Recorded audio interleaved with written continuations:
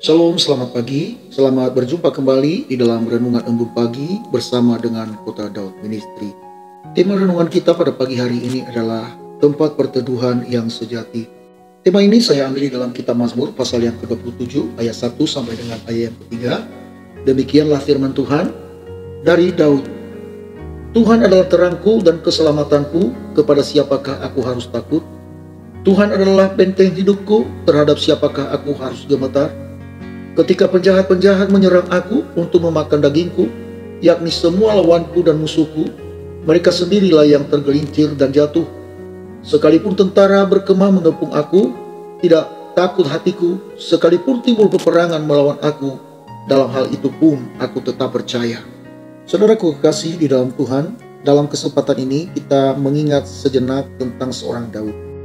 Daud adalah Raja Israel yang sangat disegani, dan di dalam kehidupannya dia sering ada di dalam medan pertempuran. Tentu banyak sekali musuh-musuhnya yang perlu dia lawan.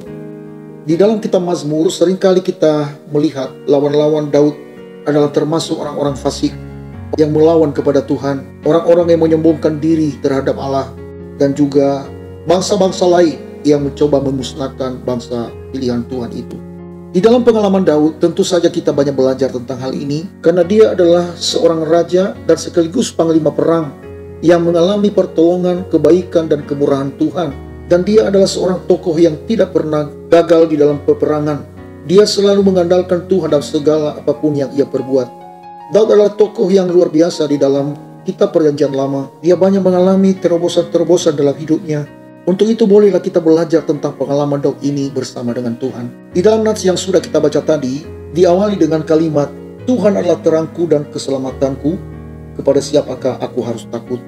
Saudaraku, dari kalimat ini, kita boleh memiliki pengertian bahwa Daud memiliki pengenalan akan Tuhan yang luar biasa. Ia sangat yakin bahwa Tuhan adalah terang dan keselamatannya. Itulah sebabnya tidak ada satupun yang ia takuti. Sebab bila Tuhan ada di pihaknya, apakah yang menjadi lawannya? Tentu jawabannya tidak ada. Karena Daud mengalami pengalaman pribadi bersama dengan Allah pada waktu ia dalam kesesakan, pada waktu dia ada di dalam medan peperangan, pada waktu ia dikejar-kejar oleh musuhnya, termasuk Raja Saul pada waktu itu. Lihat pengakuannya dalam kalimat berikutnya, dia berkata, Tuhan adalah benteng hidupku, terhadap siapakah aku harus gemetar? Luar biasa bukan?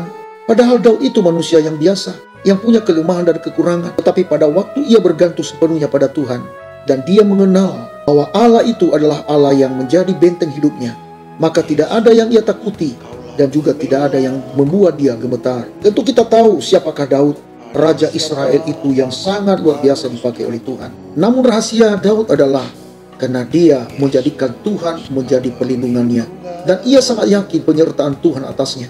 Daud sanggup menaklukkan ketakutannya bila ia memandang Tuhan. Dan keyakinan inilah yang membuat Daud menjadi kuat karena kepercayaannya akan Tuhan. Saudaraku kekasih dalam Tuhan, kalau kita sadar bahwa Daud itu juga manusia biasa sama seperti kita, kita juga memiliki Allah yang sama, yang tidak pernah berubah kuasa dan kasih-Nya bagi kita. Kita juga mampu melakukan seperti apa yang dialami oleh Daud, asalkan kita tetap percaya kepada Tuhan dalam segala apapun yang terjadi dalam hidup ini. Saudaraku kekasih dalam Tuhan, seringkali kita berkata Tuhan itu luar biasa, tetapi pada kenyataannya sering kita bimbang akan Tuhan. Sering kita tidak percaya akan kuasa Tuhan.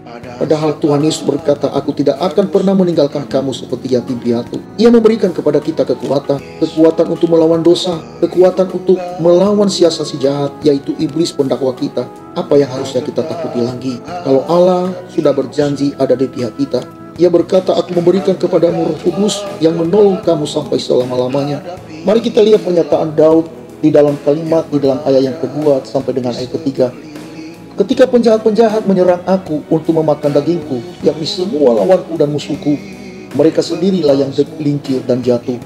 Sekalipun tentara berkemah mengepung aku, sekalipun timbul peperangan melawan aku, dalam hal itu pun aku tetap percaya. Saudaraku, dalam kesulitan apapun, Daud tetap percaya pada Tuhan. Penyertaan Tuhan bagi kita bukan berarti kita tidak punya persoalan. Allah tidak pernah berjanji bahwa kalau Tuhan yang menyertai kita, tidak ada persoalan dalam hidup ini. Semua jalan rata yang kita lalui. Ya, memang ada persoalan pergumulan. Bahkan firman Tuhan yang berkata bahwa kemalangan orang benar banyak, tetapi Tuhan meluputkannya dari semuanya itu.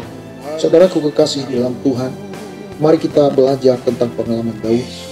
Pada waktu ia selalu mengandalkan Tuhan, pada waktu ia menjadikan Tuhan menjadi tempat perteduhannya, tempat perlindungannya, dia selalu mengalami terobosan demi terobosan. Di dalam kesesakan dan kesulitan hidupnya, ia tetap percaya kepada Tuhan. Ia tidak tergantung terhadap apa yang dijanjikan manusia kepadanya. Ia tidak terpengaruh dengan penilaian orang padanya. Yang ia tahu bahwa Allah selalu beserta dengan dia. Yang ia tahu bahwa firman Tuhan yang menghidupkan dia, yang membuat ia menjadi kuat, yang membuat dia berhasil di dalam hidupnya. Untuk itu setiap saudaraku yang mendengarkan siaran ini, sekali lagi saya katakan, Daud adalah juga manusia biasa, sama seperti kita. Namun pada waktu kita mengandalkan Tuhan dalam segala hal, ingat, tidak ada satupun yang boleh kita takuti. Pergumulan, permasalahan kehidupan yang kita hadapi, pada waktu kita tetap percaya pada kekuatan Allah, Tuhan akan segera memberikan pertolongan bagi kita. Gapailah Tuhan dengan iman percayamu, sekalipun di depan matamu ada banyak masalah dan persoalan. Tetapi kita memiliki iman kepada Kristus yang telah berjanji bagi kita bahwa Ia tidak akan pernah meninggalkan kita, karena Ia memberikan kepada kita seorang penolong, yaitu Roh Kudus yang menyertai kita sampai selama-lamanya. Saya Pendeta Zaluku di sini. Saya ucapkan selamat pagi, selamat beraktivitas.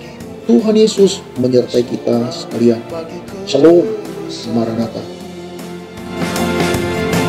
Sorak bagi kebesaranmu, bersorak bagi kebesaranmu.